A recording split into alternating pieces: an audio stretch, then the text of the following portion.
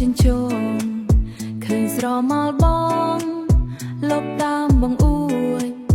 រត់ទៅលាក់ខ្លួនក្នុងប្រអប់កណ្ដាលខ្លាចបងចាប់បានដួងចិត្តវងវែងខ្លាចបងចាប់បានដួងចិត្តវងវែង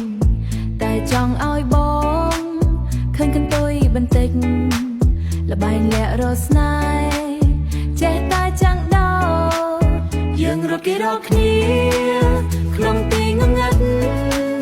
កុំឲ្យគេដឹងពីសម្បត្តិភាពបងជាឆ្មាព្រានអូនជាកណ្ដោរតូចតែស្នេហ៍យើងផ្អែមជាងទឹកខ្មុំចាំង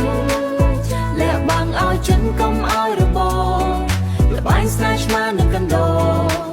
លបែងស្នេហ៍ឆ្មានឹងកណ្ដោមិនបាច់លាក់ទេ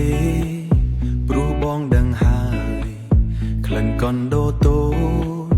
ជាប់នឹងចុងច្រមុះអង្គុយចាំស្ងាត់នៅមាត់ទ្វារអូនចេញមកមើលបងមិនខំទេអូនចេញមកមើលបងមិនខំទេ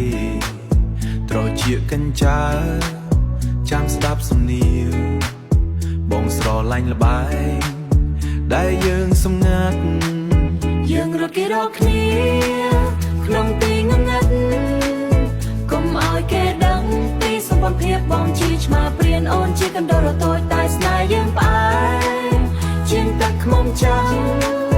លាក់បាំងឲ្យចិនកុំឲ្យរប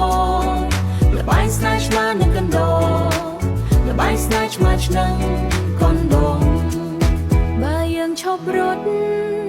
តើយើងទៅណាបើបងឈប់ចាប់តើអូននៅក្បែរគ្រាន់តែចង់ដឹងថាយើងជានរណាបើយើងគ្រាន់តែជាគូស្នេហ៍លាក់ទុកក្នុងនឹងហើយកុំឲ្យអ្នកណាឃើញឆ្មានឹងកណ្ដោ